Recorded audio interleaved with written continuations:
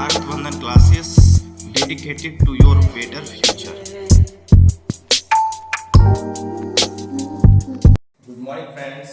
आज हम लोग क्लास 7 का एक पोएम पढ़ेंगे। आज पोएम का नाम है I saw a new world. ठीक है, और ये यूनिट 4B का है ना। तो पहला हम लोग शुरू करते हैं कि इसका अर्थ क्या है। I saw a new world. New world का अर्थ है नई दुनिया। ठीक है, तो पहला ये जो सेंटेंस दिया है क्या है, before you read. Before you read का अर्थ है कि पढ़ने के पूर्व। पूरी कविता को पढ़ने के पहले यहाँ कुछ हेडलाइंस दिया जाता है जिसे पढ़ के हम कविता के बारे में जानने के लिए उत्सुक होते हैं। तो पहला लाइन है कि what type of world do you want to live, कि आप किस प्रकार की दुनिया में रहना चाहते हैं। Imagine a world where everybody looks the same and nothing changes.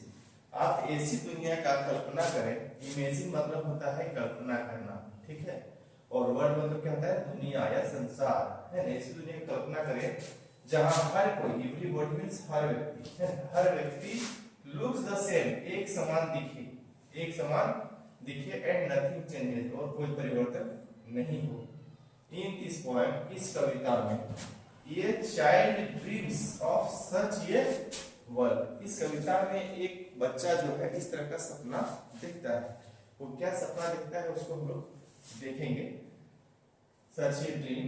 Read the poem, इस कविता को पढ़िए, to know whether the child likes the new world और नॉट, कि वो जो देखता है न्यू वर्ल्ड उसको वो पसंद करता है या नहीं करता है।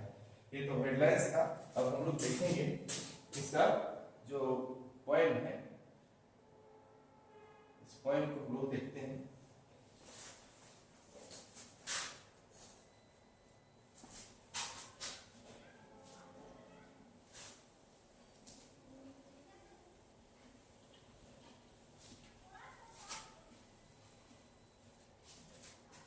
पहला लाइन क्या है, I saw a new world in my dream.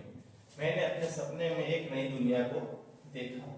Where all the folks alike did seem, जहां सभी लोग, फॉक्स मतलब होता है लोग, कैसे लगे, एक समान लगे। There was no child there was no mother, वहां ना कोई बच्चा है और ना ही कोई माँ है। There was no change there was no other, वहां ना ही कुछ परिवर्तन होता है और ना ही कुछ दूसरा होता है।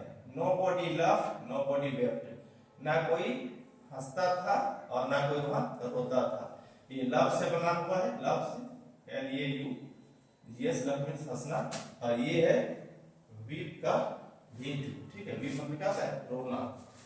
None grieve very and so none slept, ना ही कोई वहां थकता है, ठीक है, और ना ही कोई वहां सोता है। ये स्लीप से बना हुआ है, स्लीप का पास्ट रूप है, ठीक है।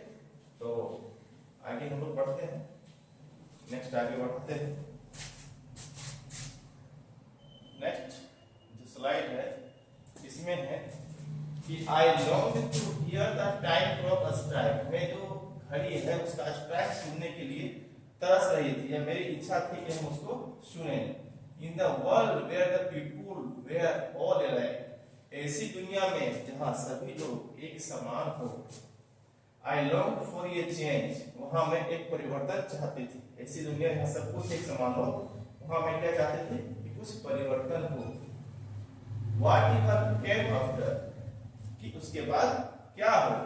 आई long for crying I long for laughter, मैं रोने के लिए तरस रही थी या मैं हंसने के लिए तरस रही थी, या मैं रोना चाहता था या मैं हंसना चाहता था, क्योंकि हम बच्चे से पता नहीं है कि कोई लड़का है या लड़की।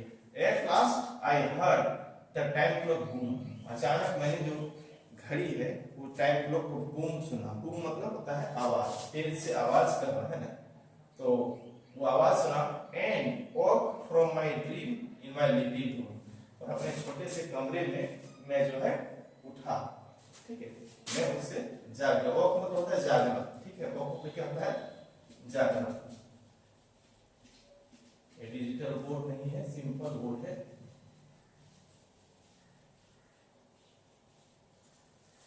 आगे हम लोग देखते हैं अंतिम स्टेंजा में क्या है। अंतिम स्टेंजा में है with a smile on her lips my mother was nigh, कि अपने अपने ओठों में मुस्कान लिए मेरी माँ मेरे नजदीक में थी। नाई मतलब होता है नियर, ठीक है। And I heard the baby crew and cry, और मैंने जो है कौवे की आवाज सुना, कौवे की जो बच्चा है उसका आवाज सुना और रोने का आवाज सुना। And I thought to myself, और मैं अपने आप में सोचा, हाउ नाइस इट इज, यह कितना अच्छा है, for me to live in a world like this, कि मैं इस तरह की दुनिया में रहता हूँ। किस तरह की दुनिया में? जो दुनिया में अभी है ना, वर्तमान में, ना कि ऐसी दुनिया जहाँ सब कुछ एक समान हो। वेयर थिंग्स कैन हैपन, जहाँ चीजें हो सकती हो, घटित हो सकती हो, बदल सकती हो। एंड क्लॉक्स कैन स्ट्राइक, और जो क्लॉक है वो स्ट्राइक कर सकता हो। And none of the people we are made alike, और कोई भी लोग एक समान नहीं हो, ठीक है। तो ये कविता था। इस कविता में मुख्य रूप से बताया गया है कि कैसी दुनिया जहाँ न कोई बच्चा हो, न कोई बड़ा हो, और न कोई माँ हो, न कोई पिता हो, है ना, सब एक समान हो, न कोई हंसता हो, न कोई रोता हो। तो क्या आपको अच्छा लगेगा? उस बच्चे को तो अच्छा नहीं लगता है। उस बच्चे को लगता है कि हमारा जो वर्तमान दुनिया है जिसमें हम रहते हैं वही दुनिया अच्छा है। इस कविता को लिखा है, कंपोज किया है विलियम ब्राइटी रेंस ने, ठीक है। तो आगे हम बढ़ते हैं, कुछ और चीजें देख लेते हैं। देखिए विलियम ब्राइटी रेंस, जिनका जन्म, विलियम ब्राइटी रेंस के बारे में दिया है, जिनका जन्म तो हुआ था 1827 ईस्वी में और मृत्यु भी 1882 ईस्वी में। वो क्या थे? वाज ये वर्सटाइल पोएट, एक ऐसे पोएट थे जो विभिन्न प्रकार के माने विषय पर लिखते थे। वर्सटाइल पोएट एंड राइटर, वो राइटर भी थे, लेखक भी थे और कवि भी थे। He is mostly remembered now for his many children versus, वह जो है कि अधिकांश आज किए जाते हैं वो बच्चों के कहानियां लिखने के कारण, बच्चों के बारे में जो लिखे थे, है ना, children's verses, and his 2 volume चौसस इंग्लैंड, है ना, ये जो स्टोरी है, पोएम है, इसे कारण को लोग जानता है। ये also wrote many essays on various topics specially for children, बच्चों के लिए प्राय, है ना, खास करके बच्चों के लिए ऐसे भी लिखा करते थे विभिन्न प्रकार के। वेरियस मतलब होता है विभिन्न प्रकार के, वेरियस टॉपिक्स, विभिन्न मुद्दों में वो लिखते थे, स्पेशली मतलब विशेष रूप से, ठीक है।